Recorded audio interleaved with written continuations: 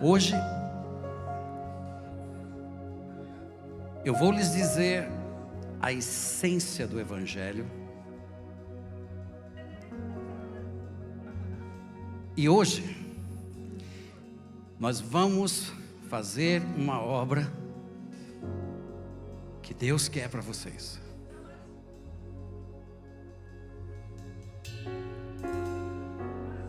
Ele vai quebrar grilhões. Deus, Ele vai derramar um amor sobre vocês que vocês nunca experimentaram na sua vida.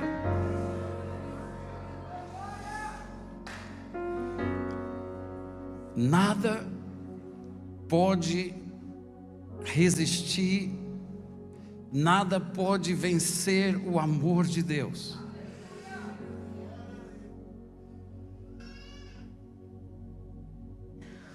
Eu venho no nome de Jesus hoje para vocês. E algumas coisas vão ser estabelecidas nesse lugar. E o Senhor dos Exércitos está aqui.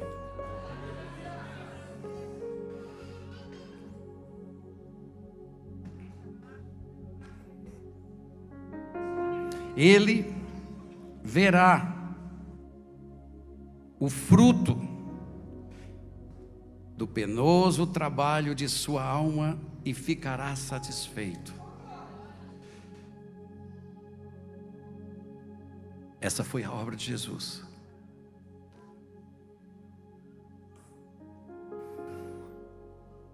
E hoje, nós vamos experimentar esse amor de Deus numa profundidade tão imensa, como nunca experimentamos na vida de toda a existência dessa igreja.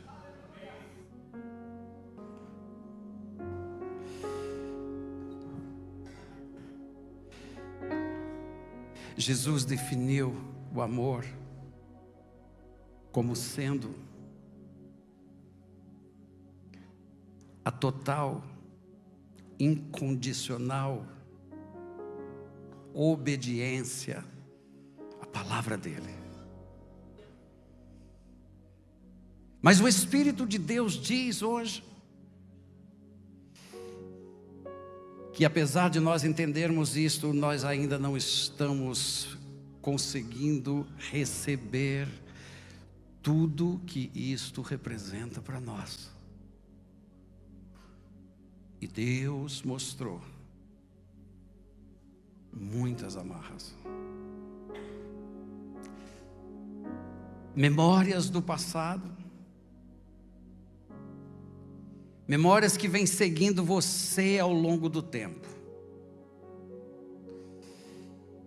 E mesmo que muitas vezes você não esteja consciente disto, há momentos que você vai pensar nessas coisas e você está comparando aquilo que você está vivendo com aquilo que você estava pensando ali atrás. E quando chega nesse momento, você não consegue, porque está preso.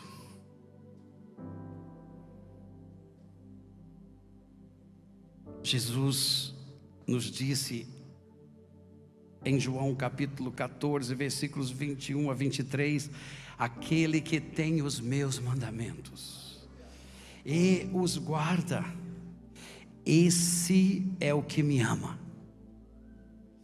E aquele que me ama será amado por meu Pai. E eu também o amarei e me manifestarei a ele.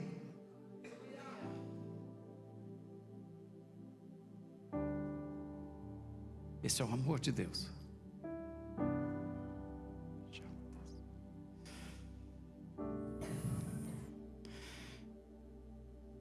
Judas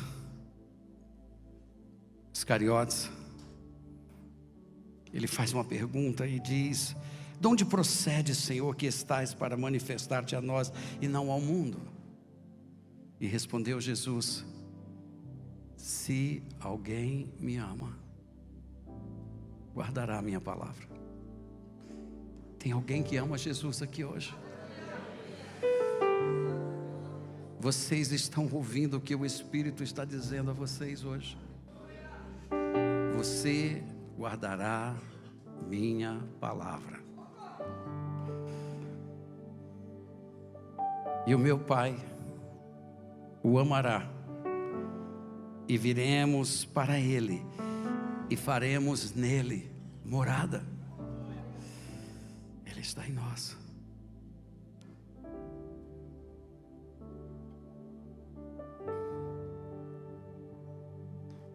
Quem não me ama, não guarda a minha palavra. E a palavra que estás ouvindo não é minha, mas do Pai que me enviou. A essência da nossa salvação, o Evangelho de nosso Senhor Jesus Cristo, não é uma história, é uma provisão.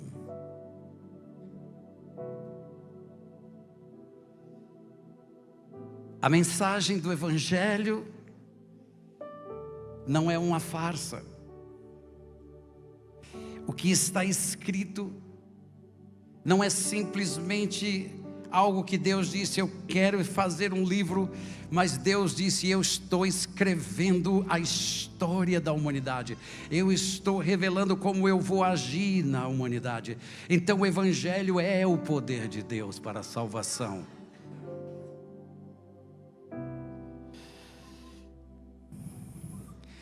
E Jesus sabia o que ele estava dizendo.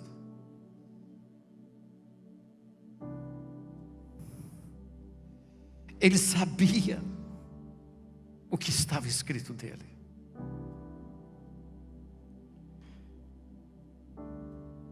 A sua vida passa a ser agora um poema,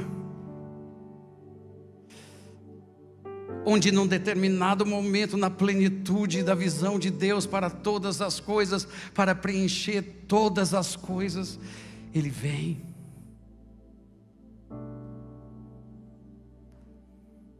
Obrigado, Jesus. E agora,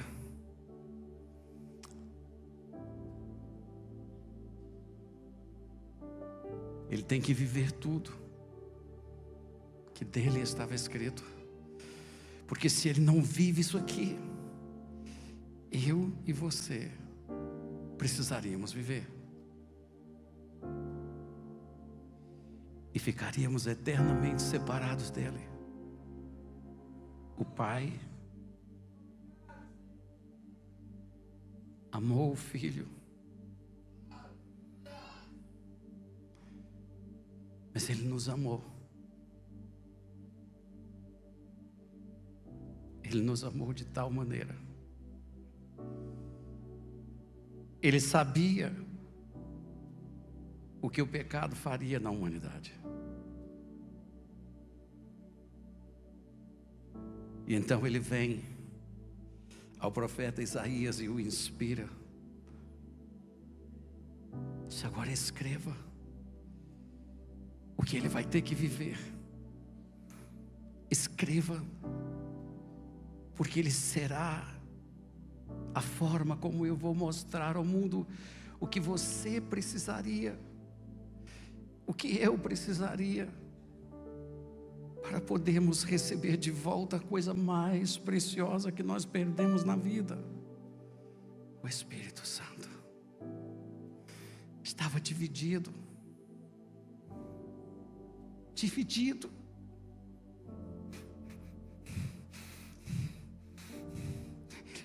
Ele tinha ido para o céu.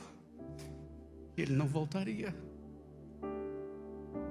a menos se eu e você pudéssemos cumprir toda essa lei, e então nos tornar aptos para poder oferecer um sangue puro.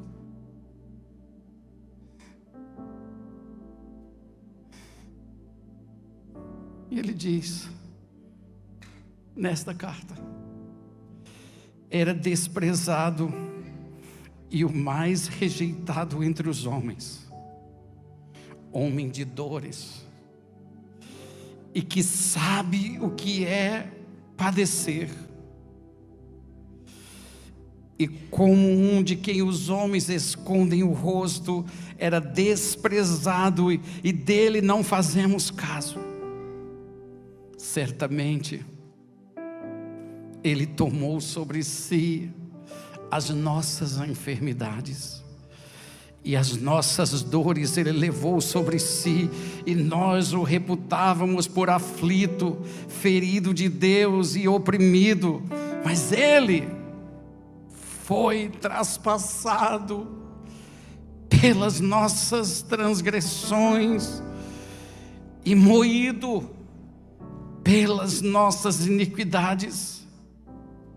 O castigo que nos traz a paz estava sobre Ele, e pelas suas pisaduras nós fomos curados.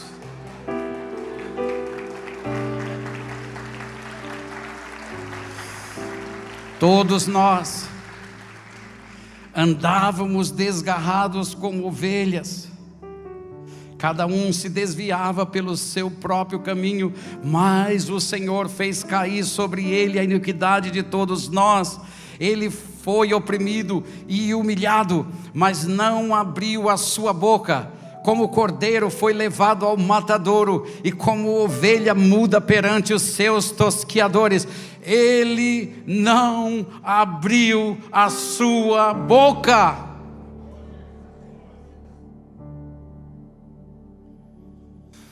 E por juízo opressor, Ele foi arrebatado, e de sua linhagem, quem dela cogitou? Porquanto foram cortados da terra dos viventes, por causa da transgressão do meu povo, foi Ele ferido. Designaram-lhe a sepultura como os perversos, mas com o rico esteve na sua morte, posto que nunca fez injustiça, e nem dolo algum se achou em sua boca. Todavia ao Senhor agradou moê-lo, fazendo-o enfermar, quando dele a sua alma como oferta pelo pecado. Verá a sua posteridade e prolongará os seus dias, e a vontade do Senhor prosperará nas suas mãos.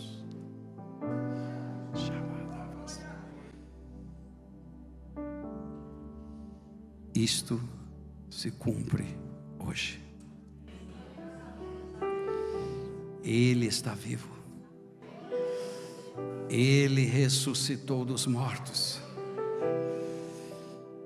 e a prosperidade dele virá sobre nossas vidas. Por isso eu lhes darei muitos, aleluia, como a sua parte, e com os poderosos repartirá ele o despojo, porquanto derramou a sua alma na morte e foi contado com os transgressores. Contudo levou sobre si o pecado de muitos, e pelos transgressores intercedeu. Agora veja, o amor é fazer a vontade do Pai.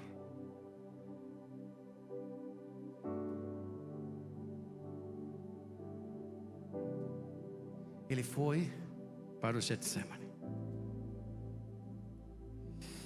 e agora estava para cumprir tudo isso que dele estava determinado. Sua alma estava pesada, sua alma estava agonizada. Ele chamou alguns poucos para orar com ele. Eles não resistiram.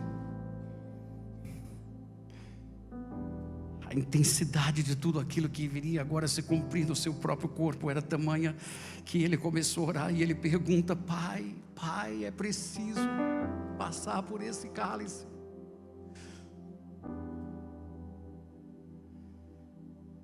E recebe de Deus uma resposta: porque Deus amou o mundo de tal maneira, precisa ser escrito.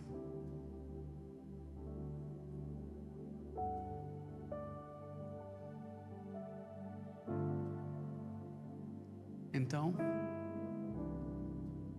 seja feita a tua vontade.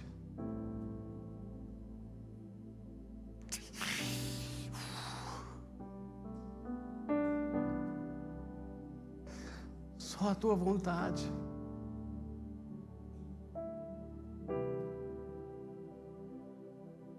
Só a vontade dele.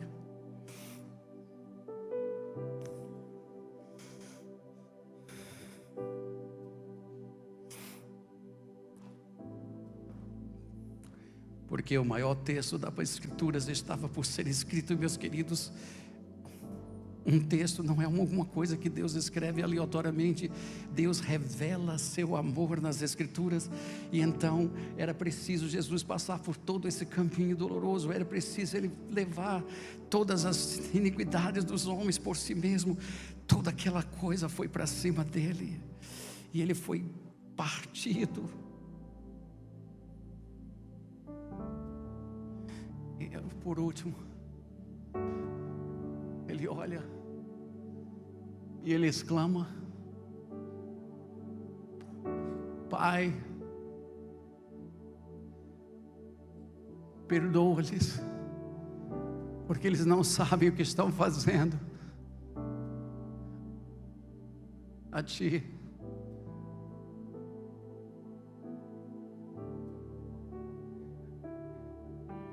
eu entrego o meu espírito. Ele deu a sua vida por nós.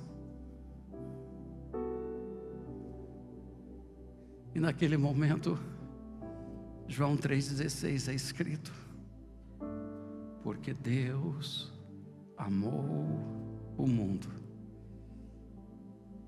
de tal maneira que deu o seu Filho amado.